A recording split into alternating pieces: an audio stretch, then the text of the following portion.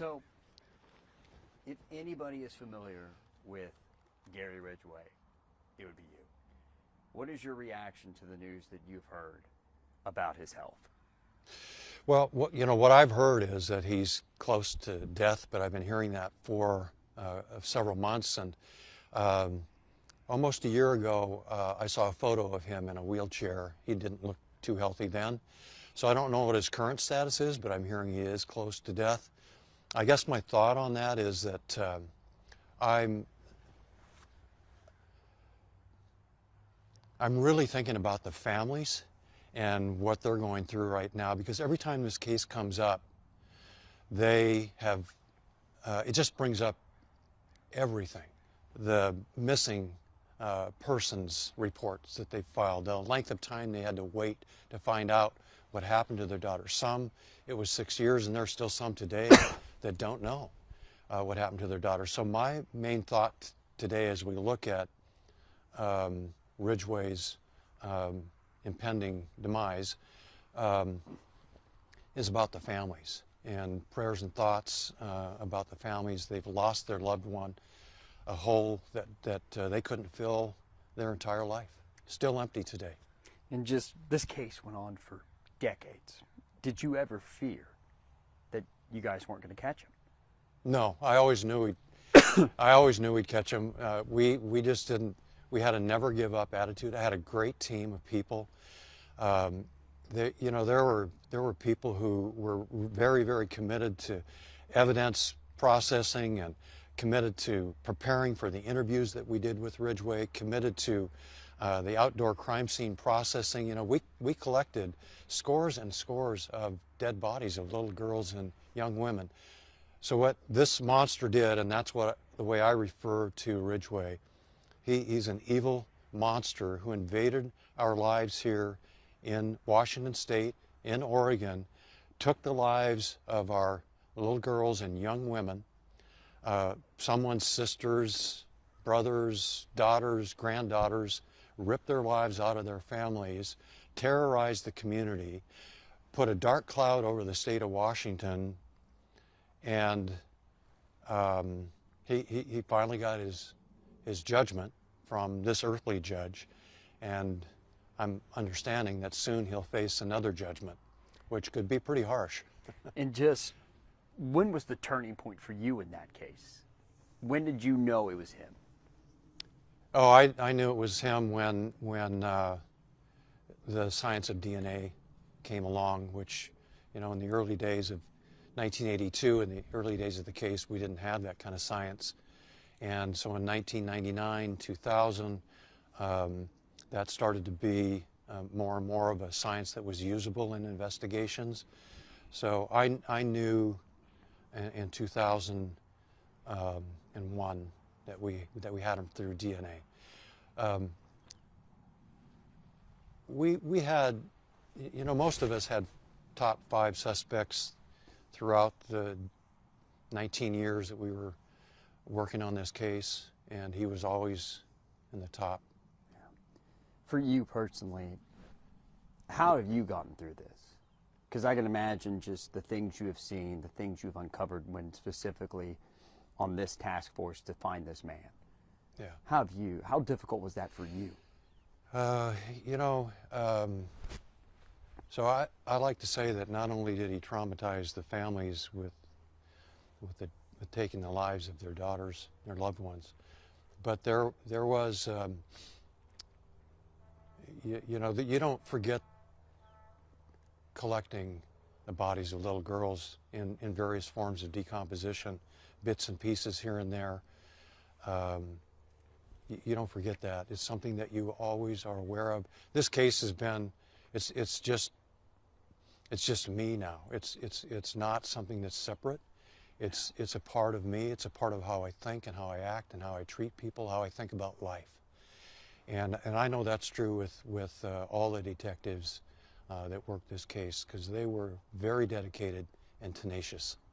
And just, you talk about dealing with the detectives and everything, but what was it like dealing with these families who were searching for these answers and just grieving? And that's a key. The way you ask the question is absolutely correct.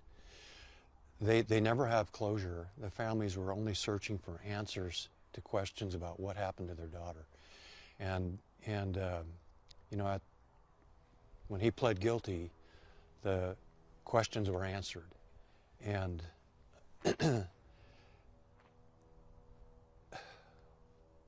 and that's I guess that's the most that the families could really, that we could give them, or answers to questions. We asked him why did he kill, and he said because he could. And that was it. When you hear yourself say that's what he told you, Yeah. how do you fathom when someone says it in that way over an act like that? Yeah, I think, you know, rational human beings struggle with this, because how was this monster created in the first place? Was he born this way? Was it a combination of, you know, growing up at home in a dysfunctional family and biological circumstances that came together created Ridgway? I don't have the answer to that question, but I do know that he has no remorse. He was more guilty about stealing a hubcap than taking the life of a human being. In this task force, I mean, the work you guys put in to find a person who's murdered nearly 100 people, how has the work you guys did impacted other task force agencies who investigated? Because I won't use the term people like Ridgway, because I don't think there's ever someone like that. But how has your work impacted other agencies when they look in cases like this? Well, you know, the investigation of Ted Bundy, I was real good friends with Bob Keppel, and the experience of Bob Keppel and Ted Bundy was useful for us in the task force trying to find the Green River killer. So I know that as we gained expertise in outdoor crime scene processing, that those techniques are still used today.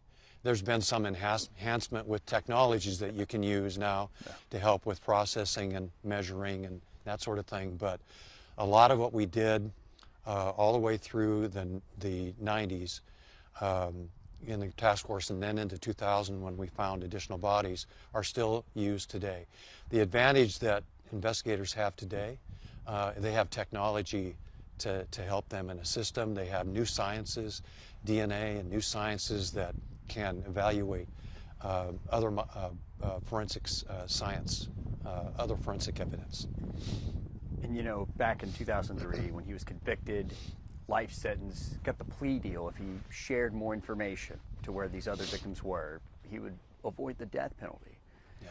But after your personal encounters with him, talking to these victims' families, do you think that deal was worth it? Absolutely. Yeah, you know, if you look back at the footage during those days, there was a lot of discussion around death penalty or life in prison. And I met with all of the families, every one of the families, and they could bring pastors, their whole family if they wanted to. Yeah.